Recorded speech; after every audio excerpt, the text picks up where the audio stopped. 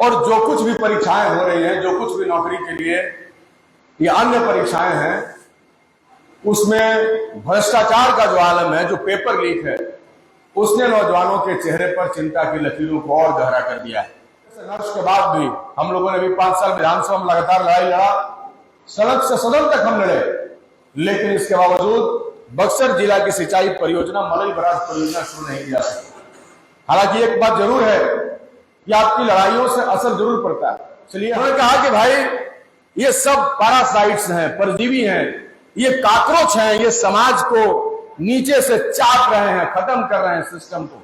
किस सिस्टम के बारे में वो बात कर रहे हैं? उस सिस्टम का जहां आज इस देश का 80 करोड़ लोग 5 किलो राशन पर जी रहा है और ये आंकड़ा सरकार का है, और इसी देश का चीफ जस्टिस ऑफ इंडिया हमारे पैसे से यहाँ के कानून विधि मंत्रालय ने 150 जजों को लेकर के लंदन में बैडमिंटन का मैच करवा रहा है।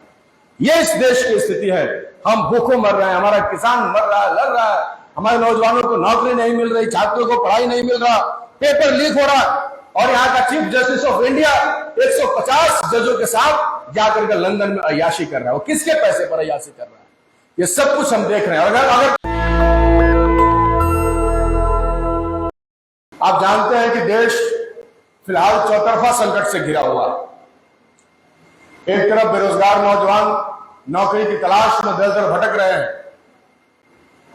उनको वो सरकारें नहीं मिल रही है जिन्होंने कई बार उन्हीं को नौकरी देने के वादे के साथ सत्ता में आई, और जो कुछ भी परीक्षाएं हो रही हैं, जो कुछ भी नौकरी के लिए या अन्य परीक्षाएं हैं, उसमें भ्रष्टाचार का जो आलम है, जो पेपर लीक है, उसने नौजवानों के चेहरे पर चिंता की लकीरों को और गहरा कर दिया है। और सरकार है कि वो नौजवानों की बात सुनना नहीं चाहती, वो उनकी समस्याओं का निपटारा नहीं करना चाहती। वो लगातार पूरे देश को ऐसे जुमलों में फंसाकर धार्मिक और जातिगत हिंसा में तब्दील कर देना चाहती है, और जनता के जो वास्तविक मुद्दे हैं उसको खत्म कर कुछ ऐसे कृत्रिम मुद्दों को स्थापित करना चाहती है जिसके बदौलत वो सत्ता पर काबिज हो सके। और कमोबेश यही हाल पूरे देश भर में तमाम तबकों का है, वो किसान हो, मजदूर हो, छात्र हो, सबके सामने मुश्किलें खड़ी है। आज नई शिक्षा नीति आने के बाद छात्रों का पढ़ाई मुश्किल होने जा रहा है।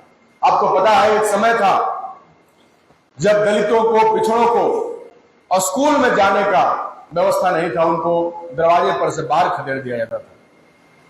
बाद में देश आजाद हुआ, डॉक्टर अम्बेडकर ने संविधान लिखा, और उसके बाद सबके लिए सारी सुविधाएं आसान बनाई गई और हम सब स्कूल जाने लगे, पढ़ने लिखने लगे। लेकिन आज के समय में एक बार फिर शिक्षा को इतना महंगा किया जा रहा है कि शायद एक बार फिर हमारे बच्चे महंगे फी की वजह से स्कूलों में नहीं जा सके। आप इस बात को जानते होंगे, जान करके आश्चर्य नहीं होना चाहिए, क्योंकि आप सब लड़ने फिरने वाले लोग हैं, आप सब लड़ाइयों से ताल्लुक रखने वाले लोग हैं, और जो भी देश भर में लड़ाई चल रही है उसको ठीक तरीके से सोचने और समझने वाले लोग हैं।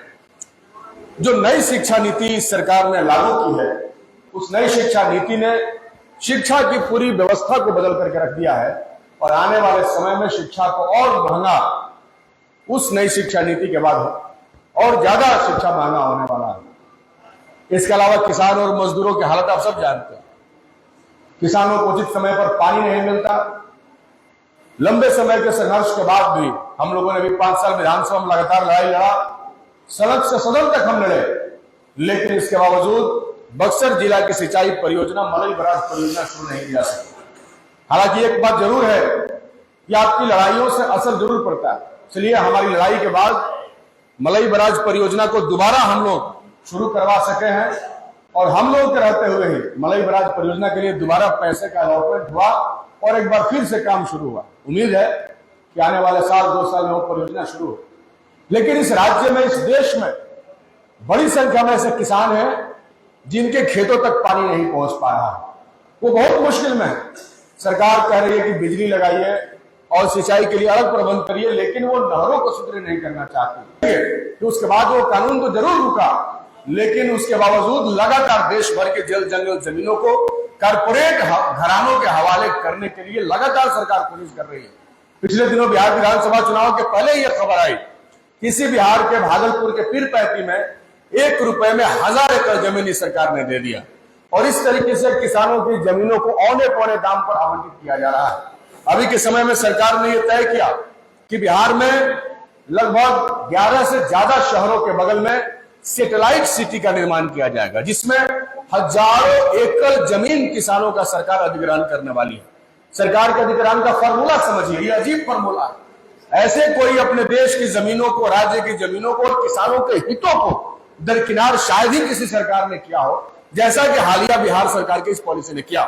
हालांकि अलग बात है कि बक्सर के किसान इस मामले में निश्चिंत हैं, क्योंकि सैटेलाइट शहरों में बक्सर का नाम नहीं है, लेकिन इस राज्य के कई सारे जिलों के किसानों का नाम है। अभी 2-4 दिन पहले हम देख रहे थे कि पटना के बगल में संपत चक वाले इलाके से किसानों ने प्रदर्शन किया पटना में कि सैटेलाइट सिटी की परियोजना पर रोक लगाओ। सरकार जबरदस्ती शहरीकरण करना चाहती है। जिस तरीके से सरकार ने राज्य के डेवलपमेंट के इंडेक्स में बिहार का नाम आगे बढ़ाने के लिए उन्होंने नगर पंचायत और नगर परिषदों में बेवजह गांवों को जोड़ दिया और बताया कि हमारे राज्य में शहरों का विकास हो गया, हमारे पैसे को दे रहे हैं, बैंकों में हमारा पैसा जमा है, हम किसान मजदूरों का पैसा बैंकों में जमा है, उन्हीं पैसों को निकाल करके इस देश के अंदर अडानी और अंबानी इस देश में सबसे बड़े अरबपति और खरबपति बने हुए हैं। वो कहीं से पैसा लेके नहीं आए हैं, वो कोई नया रिसर्च लेके नहीं आए हैं, वो कोई नया विकास का मॉडल लेके नहीं आए हैं। ऐसे तो सरकार किसी भी व्यक्ति को बैंक से अगर 100-200 करोड़ रुपए का लोन दे दे तो कोई भी व्यक्ति करोड़पति हो सकता है। इसलिए हमारे पैसे पर ये सब लोग राज कर रहे हैं। अभी आपने देखा पिछले दिनों इस देश के चीफ जस्टिस ऑफ इंडिया ने, मुख्य न्यायाधीश ने बेरोजगार नौजवानों के लिए काकरोच शब्द का इस्तेमाल किया। उन्होंने कहा कि भाई ये सब पैरासाइट्स हैं, परजीवी हैं, ये काकरोच हैं, ये समाज को नीचे से चाट रहे हैं, खत्म कर रहे हैं सिस्टम को। किस सिस्टम के बारे में वो बात कर रहे हैं? उस सिस्टम का जहां आज इस देश का 80 करोड़ लोग 5 किलो राशन पर जी रहा है और ये आंकड़ा सरकार का है, और इसी देश का चीफ जस्टिस ऑफ इंडिया हमारे पैसे से यहाँ के कानून विधि मंत्रालय ने 150 जजों को लेकर के लंदन में बैडमिंटन का मैच करवा रहा है। ये इस देश की स्थिति है। हम भूखों मर रहे हैं, हमारा किसान मर रहा है, लड़ रहा है, हमारे नौजवानों को नौकरी नहीं मिल रही, छात्रों को पढ़ाई नहीं मिल रहा, पेपर लीक हो रहा है, और यहाँ का चीफ जस्टिस ऑफ इंडिया 150 जजों के साथ जाकर के लंदन में अय्याशी कर रहा है। वो किसके पैसे पर अय्याशी कर रहा है? ये सब कुछ हम देख रहे हैं। अगर कोई नौजवान उनके अय्यासियों पर सवाल उठा रहा है, अगर कोई नौजवान पूछता है कि आपकी न्याय व्यवस्था इतनी खराब क्यों है, अगर कोई पूछता है कि क्यों उमर खालिद जैसे लोग जेलों में बंद हैं और बाबा राम रहीम जैसे लोगों को पैरोल पे पैरोल दिया जा रहा है, तो ये सवाल पूछने वाले लोगों को सीजीआई कहता है कि ये पैरासाइट्स लोग हैं, ये तिलचट्टा लोग हैं, ये काकरोच हैं। तब इस देश के नौजवानों ने कहा कि ठीक है, आपने काकरोच कहा तो काकरोच ही सही, और उन्होंने काकरोच के नाम पर एक पार्टी बनाई। पहले तो लोगों ने बहुत आलोचनाएं की कि भाई ये कौन सी पार्टी आ गई, काकरोच जनता पार्टी। सभी लोगों ने ज्वाइन कर लिया, भाई ठीक है, अब तुम काकरोच समझ रहे हो तो ठीक है, हम काकरोच ही हैं, तिलचट्टा ही हैं, चलो। उसने कहा, दीपके ने कहा कि ठीक है सोशल मीडिया पर कि भाई कितने काकरोच हैं जरा दिखाओ।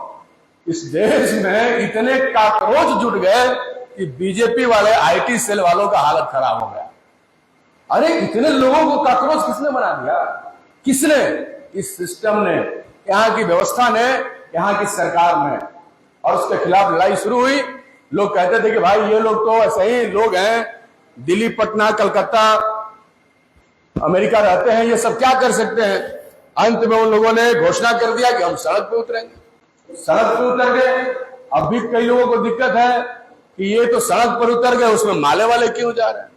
कई लोग सोशल मीडिया पर लिख रहे हैं, अरे भाई माले का तो काम ही है लड़ाई लड़ना, और जहां भी लड़ाई चलती है वहां बिना किसी लाभ हानि के या बिना इस उम्मीद के कि हमें क्या मिलने वाला है, क्योंकि हम सिर्फ हमें क्या मिलेगा इसकी लड़ाई नहीं लड़ते, हमारी लड़ाई के बदौलत इस समाज को क्या मिलने वाला है, ये हमारा लक्ष्य है।